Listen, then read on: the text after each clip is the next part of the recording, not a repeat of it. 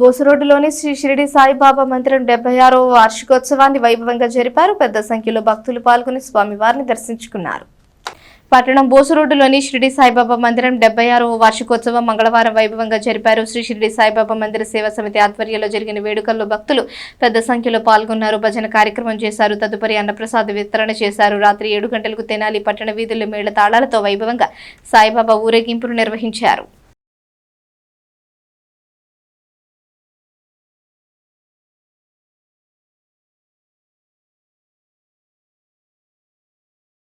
దక్షిణాపథంలో మొట్టమొదటి శ్రీ షిరిడి సాయిబాబా మందిరము తెనాలి బోసు రోడ్లో గల మందిరములో 21/4/26న 76వ వార్షికోత్సవము అత్యంత వైభవముగా జరుపుబడుచున్నది.